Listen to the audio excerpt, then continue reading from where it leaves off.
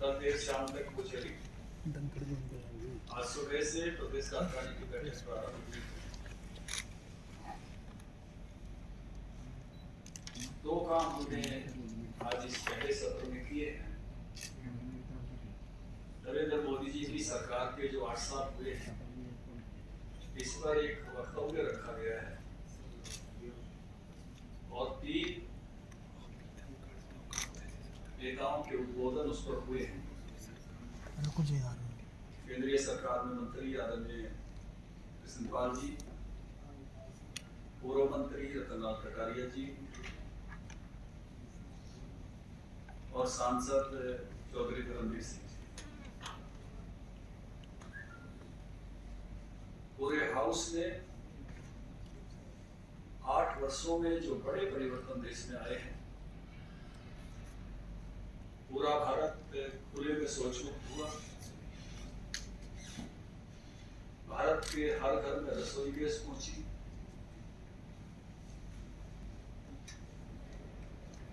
हर घर में नल से जल, इसको पहुंचाने के काम में सरकार लगी हुई है। यहाँ मैं एक बात का उल्लेख करना चाहूंगा कि ग्रामीण क्षेत्रों में ईंधन और पानी महिलाओं के जिम्मे होता था। महिलाओं के जीवन में इससे बड़ा बदलाव है।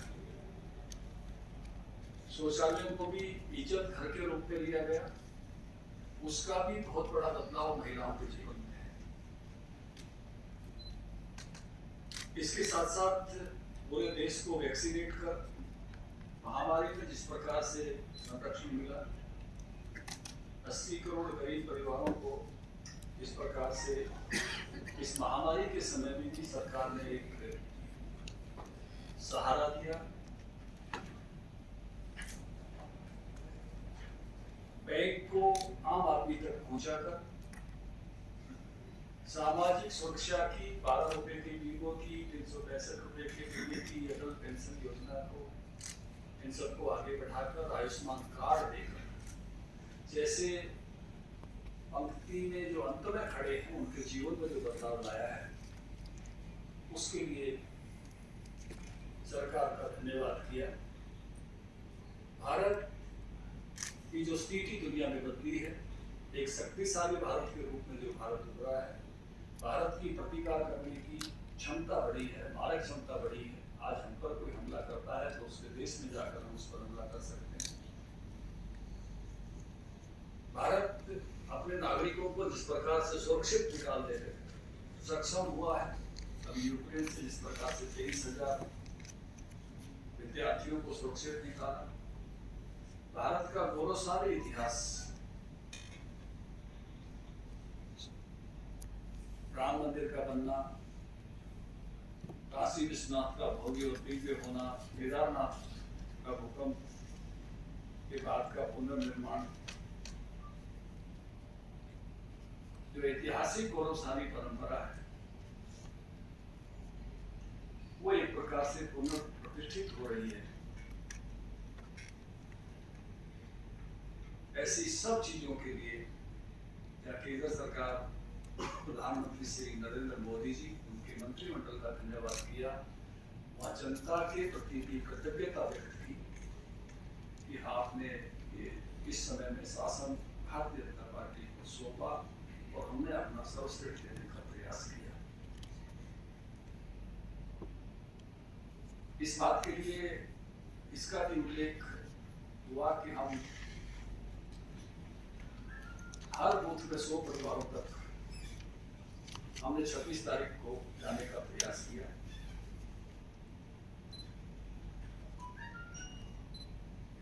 उसका डाटा अभी इकट्ठा होना है, लेकिन एक आग्रह किया है कि अगर कुछ स्थानों पर कुछ बूथ छूटे हैं तो कल और परसों की तारीख में, क्योंकि दूसरी बार की शपथ आदरणीय नरेंद्र मोदी जी ने 30 मई को दी थी, हम उस काम को पूरा करें। दूसरा विषय जो अभी चर्चा में आया वो नगर परिषद, नगर पालिका के चुनाव का पूरे हाउस से विचार विमर्श किया गया है, सबके सुझाव दिए गए हैं। रामविलास शर्मा जी, चौधरी वीरेंद्र सिंह जी, रणवीर गंगवा जी, बोलचंद जी ने इस विषय के हमने प्रमुख बनाए हुए हैं, तो उन्होंने अपना इस विषय पर तैयारियों की जानकारी दी। बाकी सब प्रमुख लोगों ने इसमें अपने अपने विचार रखे हैं। प्रोफेसर चक्रपाल जी, ललित बत्रा जी, अनेक अन्य साथियों ने भी अपने विचार रखे। एक हाउस का एसेंस जिसको मैं कहूँ, हाउस का मार्गदर्शन हमको मिल गया है इस चुनाव में, इस स्वरूप में हमने तैयारी करते हुए आगे बढ़ना है। अभी दोपहर बाद हरियाणा सरकार के कामकाज और हरियाणा की राजनीतिक परिस्थितियों पर एक प्रस्ताव बैठक में रखा जाएगा, जिसमें चर्चा होगी, जो पारित होगा। और ऐसे ही जो वर्तमान स्थिति, पॉलिटिकल सिचुएशन प्रदेश की है, समसामयिक जो स्थिति है, उस पर चर्चा उस प्रस्ताव के साथ होगी।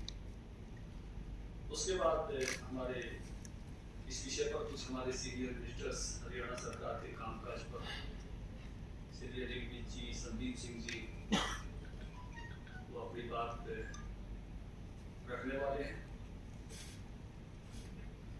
उसके साथ ही हमारे प्रभारी श्री विनोद तावड़े जी का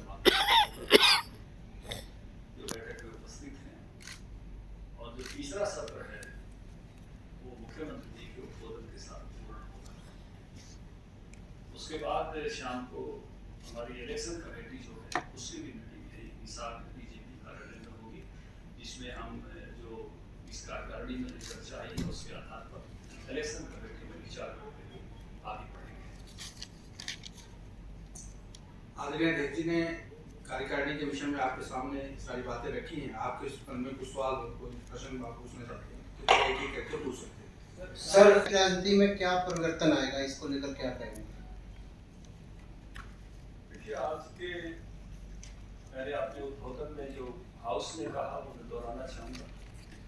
उनकी आयु के को देखते हुए मुझे व्यक्तिगत रूप से उनके प्रति संवेदना है,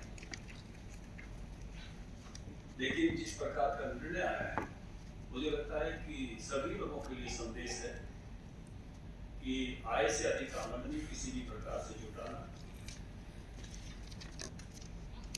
इसका संदेश थोड़ा दावली देश में गया है कि वो उसके परिणाम क्या होंगे। और मुझे लगता है कि चाहे राजनीतिक क्षेत्र में हो, चाहे किसी अन्य क्षेत्र में हो, शासनिक क्षेत्र में हो, उनके लिए ये बहुत बिग मैसेज है। और सरकार भी इस तरह से प्रयास कर रही है कि डिजिटल और बाकी सब स्थितियों के माध्यम से सभी प्रकार की आमदनी की पारदर्शिता रहे। किसी भी प्रकार से, किसी अन्य तरीकों से जमावधन के प्रति आप जिस प्रकार के फैसले आ रहे हैं, मुझे लगता है कि ये मैसेज है सबके लिए, इस संदेश को सब तक पहुंचना चाहिए। राज्यसभा इलेक्शन को लेकर भी कुछ चर्चाएं हुई हैं सर, कि किसका नाम फाइनल, किस तरह से क्या रहेगा? ये कार्यकारिणी का विषय नहीं है, चुनाव समिति का है। शाम को विषय आएगा तो मैं आपको शेयर करूँगा। सर, चुनाव सिंबल पर लड़ेंगे नहीं लड़ेंगे, इसको लेकर कोई निर्णय? सिंबल पर लड़ने के बारे में काफी इन्होंने कहा है, कार्यकारिणी का एसेंस सिंबल की तरफ अधिक है, और फाइनल चर्चा वो भी चुनाव समिति का अधिकार है, उसमें सलाह लेनी गई है कार्यकारिणी की, इलेक्शन कमेटी की। सर, वर्तमान राजनीतिक परिस्थितियों का जिक्र आप कर रहे थे, तो जो जननायक जनता पार्टी के साथ गठबंधन में सरकार चल रही है, उसका नफे नुकसान का आकलन भी क्या कुछ किया जा सकता है? अभी चर्चा होगी तो, क्योंकि समसामयिक चर्चा में कोई विषय इस तरह के आते हैं तो मैं आपको शेयर करूंगा। लेकिन गठबंधन अच्छा चल रहा है और सरकार मिलकर ठीक काम कर रही है। सर, निकाय चुनाव में भी गठबंधन होंगे जेडीपी से? ये चुनाव समिति में विचार करेंगे। लोगों ने अपनी राय इस प्रकार की दी है, दोनों तरह की राय आई है। कुछ राय ऐसी भी आई है कि अकेले चले, कुछ राय ऐसी भी आई है मिलकर से। डिसीजन का अधिकार इलेक्शन कमेटी को, चुनाव के बारे में सब प्रकार के डिसीजन का अधिकार इलेक्शन कमेटी को। अनिल शर्मा जी बहुत ही मुखर हो रहे हैं मुख्यमंत्री जी पर भी और सरकार पर भी। क्या उनके ऊपर कोई अनुशासनात्मक कार्यवाही आप करने जा रहे हैं? है कि उन्होंने मुझे भी फोन किया था, नड्डा साहब को भी वो मिले हैं, तो हमने उनको आगाह किया है कि पार्टी के अंदर बातचीत करने की है, पार्टी प्लेटफॉर्म पर करें। पार्टी प्लेटफॉर्म से बाहर बहुत अतिरेक पर जाना, मर्यादा से बाहर जाना ये उचित नहीं है। वो कह रहे हैं कि ब्राह्मण सीएम होना चाहिए, ब्राह्मण मुख्यमंत्री होना चाहिए। अरविंद शर्मा कह रहे हैं कि उन्होंने सीएम में मनीष ग्रोवर जी ने जात पात फैलाई है और हमारा मुख्यमंत्री ब्राह्मण होना चाहिए। सीधा बयान दे रहे हैं। मुख्यमंत्री की व्यक्तिगत और सामाजिक आकांक्षाएं हमेशा सबकी होती है। आप किसी की भी व्यक्तिगत या जिसको कहते हैं कि समाजों की वर्गों की आकांक्षाओं को कभी उसमें कोई भी रोक नहीं सकता। वो आकांक्षा होना एक विषय है और होना एक विषय है, और वो होने और आकांक्षा के बीच का जो गैप है वो हम समझते हैं कि वो लोकतंत्र में किस तरह से चुनाव के माध्यम से आता है। सर ये किसी आकांक्षा रखने वाले तो एक दल में भी और कई बार बाहर के दलों में भी अनेक लोग इस बात के आकांक्षी होते हैं। सर, सरकार के 2 बड़े अधिकारी खेमका और वर्मा अफसरी में भ्रष्टाचार के आरोपों को लेकर के हर रोज सुर्खियों में रहते। देखिए, एक अच्छी बात है कि सरकार भ्रष्टाचार के मामलों में बहुत मुखर होकर कार्रवाई कर रही है। अच्छे स्तर के अधिकारियों पर भी कार्रवाई कर रही है। सरकार जो है भ्रष्टाचार को छुपाने की बजाय वो प्रकट हो और उस पर कार्रवाई हो और उसका लाउडली मैसेज जाए कि किसी भी प्रकार के भ्रष्टाचार को सरकार बर्दाश्त करने वाली नहीं है। इस बात के लिए मैं सरकार की प्रशंसा करूंगा। ये जो जांच एजेंसियों का काम है कि गलती किसकी है और कितनी है, ये देखना काम जांच एजेंसियों का है। मुख्यमंत्री पूर्व मुख्यमंत्री भूपेंद्र सिंह हुड्डा विपक्ष आपके समक्ष में शक्ति प्रदर्शन की तैयारी करने वाले क्यों है? विपक्ष आपके समक्ष कितना कारगर है, आपको क्या लगता है? मुझे ऐसा लगता है कि कार्यक्रम करने का तो सबको हक है। अच्छे कार्यक्रम करने के प्रयास हर पार्टी करती है, करना ही चाहिए। लेकिन कांग्रेस की कठिनाई कहीं और है। कांग्रेस की कठिनाई ऊपर से कमजोर होने में है। पिछले चुनाव में सभी स्थानों पर अपना स्थान खोने में है। कांग्रेस की कमजोरी इस बात में है कि वो अब एक नेता के नेतृत्व में चलने की प्रदेशों में निर्णय नहीं कर पा रही है। 4 कार्यकारी अध्यक्ष बनाए जा रहे हैं। सब एक साथ चलने में जो है कठिनाई पाते हैं। ये तभी होता है जब ऊपर से नेतृत्व कमजोर होता है। तो कांग्रेस की कठिनाई ऊपर से कमजोरी की है और उस प्रकार से एक उसमें जिसको मैं कहूँगा संगठन को एक सूत्र में चलाने में पिछली भी 2 योजनाओं में कांग्रेस की कठिनाई रही, क्योंकि कार्यकारिणी ही नहीं बन पाई थी। और अभी भी मैं देख रहा हूँ कि कांग्रेस उतनी सुखद स्थिति में नहीं है। सिंबल वाले कर देने पर भी वो कहीं अटके बैठ के फैसले करेंगे।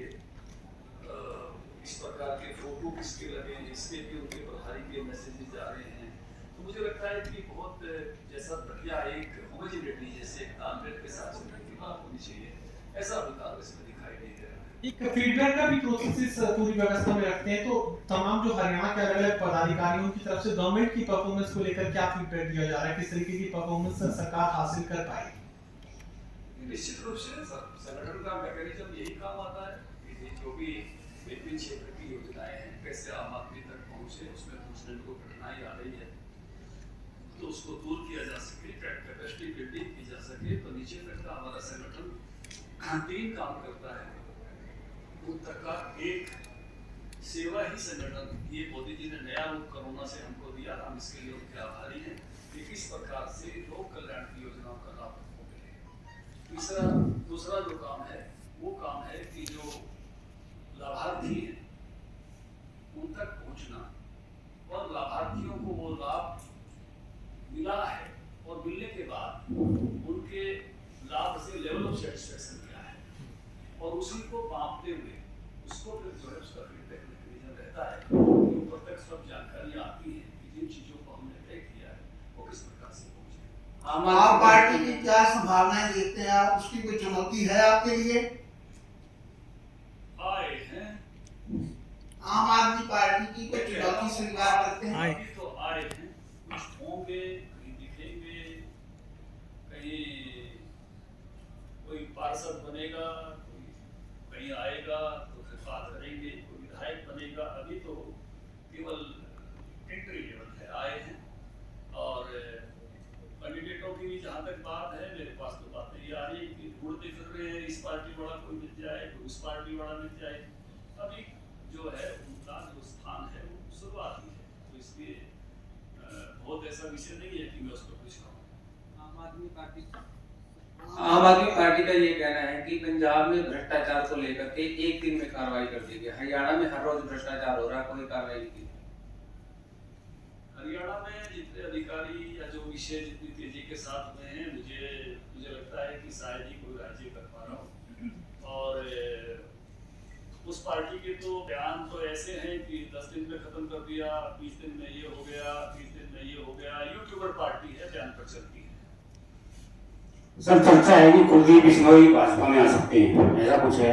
कोई दरखास्त आएगी तो आपको बताऊंगा। थैंक यू, धन्यवाद आप सबका। भोजन आपके लिए तैयार है, कृपया सब